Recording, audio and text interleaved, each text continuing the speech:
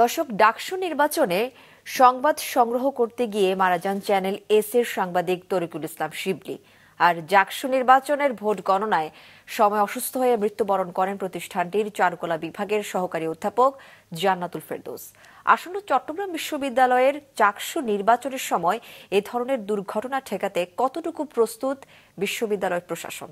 উত্তর খুঁজছেন মোহসেনাত শিহাব। ক্যামেরায় ছিলেন রবিউল টিপু। এই চিত্র চট্টগ্রাম বিশ্ববিদ্যালয়ের চাকসু ভবনের দ্বিতীয় তলার। মঙ্গলবার মনোনয়ন পত্র নেয়ার তৃতীয় দিনে কেন্দ্রীয় সংসদ ও হল সংসদ নির্বাচনের প্রার্থীদের পদচারণায় এমনই মুখরিত ছিল চাকসু ভবন। সব মিলিয়ে 4 দিনে 1150-র বেশি প্রার্থী নিয়েছেন মনোনয়ন ফর্ম। এর সঙ্গে প্রায় 27,500 ভোটার যোগ করলে যে চিত্র দাঁড়ায় তা অনেক বিস্তৃত।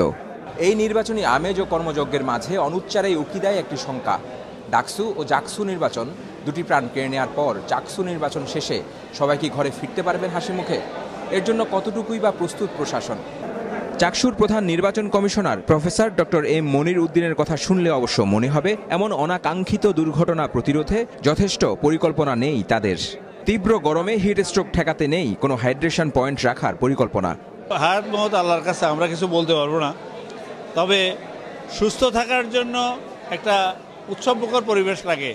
কোনো প্রেশার সাধারণত মানুষ একটা বয়সের পরে নিতে পারে না। আমরা চাই যে এই আনন্দঘন পরিবেশটা যেন সবসময় থাকে।